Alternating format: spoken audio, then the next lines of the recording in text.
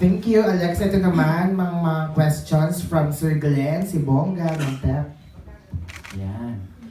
DJ, sa Kat. Kanina, doon sa guesting niyo sa Showtime, di ba, bago kayo lumabas, merong message si Piolo mismo sa inyo. How do you feel na, kumbaga, ganun kalaki yung tiwala niya sa inyo and yung parang ipinapamana niya na yung pinagdaanan nilang show, of course, Lobo. And kumbaga, hindi lang si Piolo yung nagsabi nito ng ganito sa inyo, kahit si Angel and si John Lloyd, nagsabi na rin na malaki yung tiwala nila sa inyo. Na magiging successful kayo in doing this teleserye.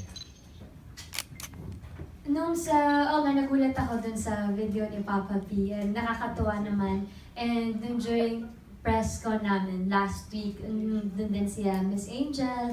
And alam mo yun, paggagawa ka ng isang project na may blessing ng mga original na gumawa, malaking bagay yun sa amin na alam mo na full support sila.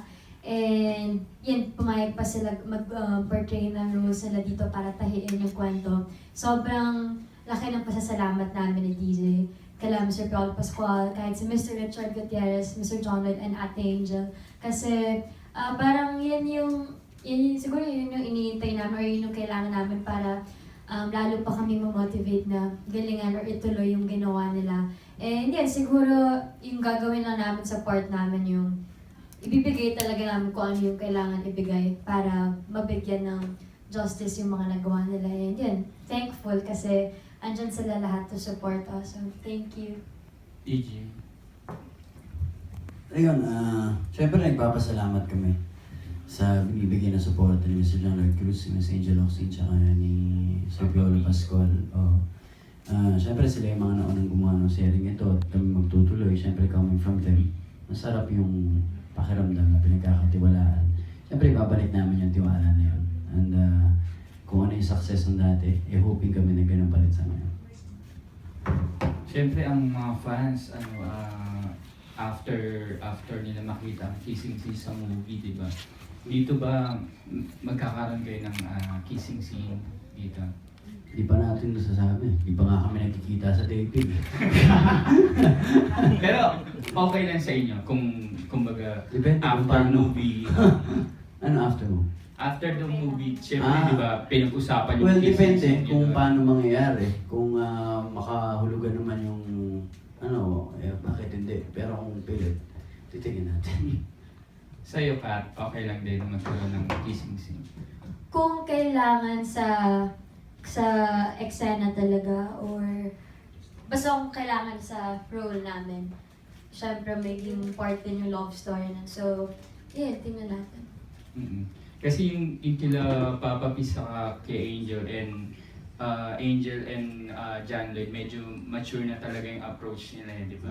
So, okay lang ba sa'yo, Kat? Kasi yung alimbawa yung transformation ni Angel, medyo parang nude yung... Sa lobo yun. Oo. Actually, tinatanong ko rin yan kasi hindi pa nilalam ko ano talaga yung maging final look or itsura kung mas lobo or vampira. So, Oo nga. hindi ko pa alam kung ano. Kasi nga hybrid ka di ba? Dahil mix ka ng blood ng...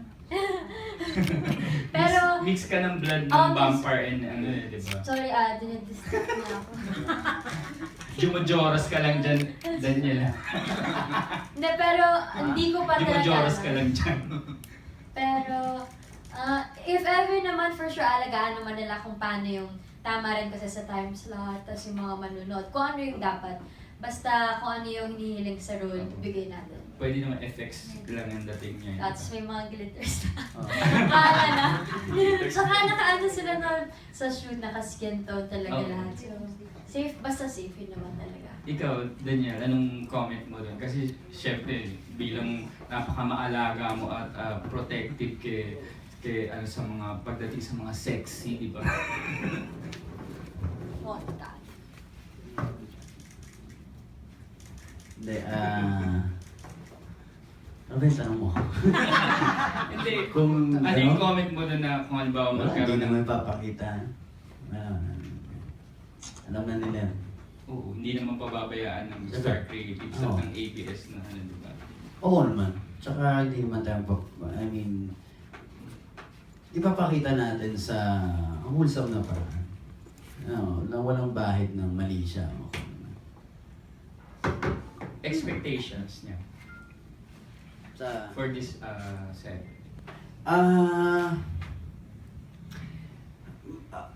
Siguro ako na-excite ako dahil hindi lang, pati yung mga, medyo ano ko na tala, yung natin. Yung para sa mga fans, mas na-excite din kami ni Catherine and yung buong cast ng Luna dahil magkakaroon ng participation yung mga fans dito mismo. Sa pamamagitan ng I Want TV, tama ba? Actually, hindi pa namin na pinapalabas yung platform, pero soon, ilalabas na yon. And talagang 100% participation yung mga fans dito sa La Luna. So, magiging, alam mo yun, hindi lang serie, kundi ma-experience mismo sila first hand. So, Kumbaga hindi lang sa first time gagawin ito sa isang social serie, media tama yung ba? ano nila, yung Yes, diba, social media. participation Oo, nila. malay mo, Pwede magkaroon na pa rin na makasali sa- sila mismo sa isang set or isang Talaga, eksena. may ganun. Yes, sa story ako, tsaka sa story ni Catherine, magkakaroon sila ng mga parte doon. Wow. So, malaking regalo rin pala to. Yes, Para parang sa giving fans. back nga, yung nga sabi nila, parang itong regalo din sa mga supporters natin. Kasi, syempre, pasasalamat lang natin sa kanila. That's good news. Ah. Thank you and good luck. Thank you, Glenn. Ayan, ako, nasabi na rin na kami din ay excited talaga sa panibagong platform para sa mga viewers na magiging part sila ng La Luna Sangre. Abangan niya ng ating mga kapamilya, lalo na sa online through I1 TV, maraming platform.